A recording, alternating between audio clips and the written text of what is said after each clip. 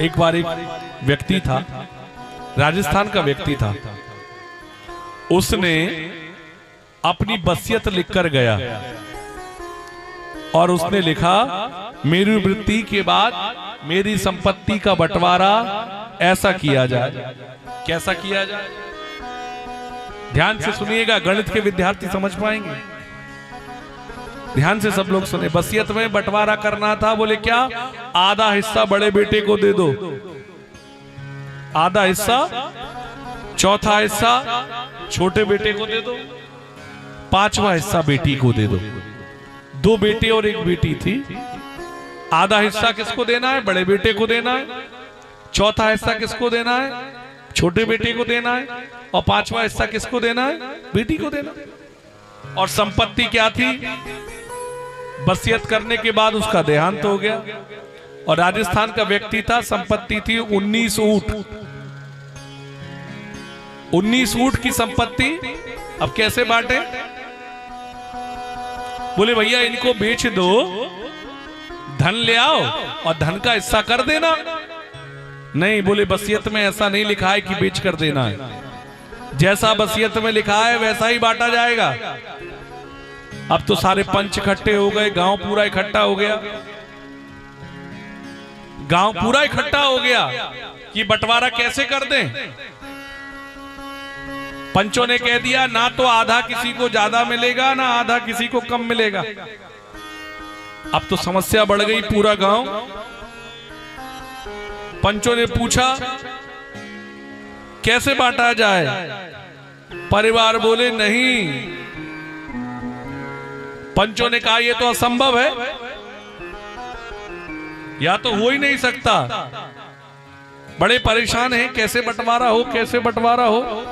इन ऊंटों को पहले आधा ही कैसे किया जाए? 19 का आधा कैसे करेंगे? बड़ी समस्या हो गई। एक दिन हो गए, 2 दिन हो गए। रास्ते से एक संत जा रहे थे। रास्ते से एक संत जा रहे थे, उनके पास भी ऊंट था। उनने कही क्या बात हो गई? बोले बंटवारा नहीं हो रहा है। बोले बंटवारा नहीं हो रहा है? अच्छा, ये मरने वाला हमारा मित्र था, कोई बात नहीं, हम इसका बंटवारा करते हैं। हमारा ऊंट भी इसकी संपत्ति में मिला दो। आप पढ़ो क्या लिखा है। अब पढ़ो क्या लिखा है। बोले अब पहले थे 19 ऊंट, अब हो गए 20। बोले आधा हिस्सा बड़े बेटे को दे दो। तो 20 का आधा कितना हुआ? 10। बड़े बेटे को 10 ऊंट मिल गए। बोले चौथा हिस्सा बेटे को दे दो। तो 20 का चौथा हिस्सा क्या हुआ? 4 पंजे 20, 5 हुए ना। 5 को 4 भाग में बांटोगे, चौथा हिस्सा हुआ 5। तो 20 में से 10 ऊंट, आधा हिस्सा बड़े बेटे को दे दिया और पांचवा हिस्सा, चौथा हिस्सा बड़े बेटे को दे दिया। तो चौथा हिस्सा हुआ 5 ऊंट। 10 ऊंट बड़े बेटे को, 5 ऊंट छोटे बेटे को दे दिया। बोले अब बोले पांचवा हिस्सा बेटी को देना है। तो पांचवा हिस्सा क्या हुआ? 20 का पांचवा हिस्सा हुआ 4 पंजे 20। तो 4 ऊंट किसको दे दिए? 4 ऊंट दे दिए बेटी को।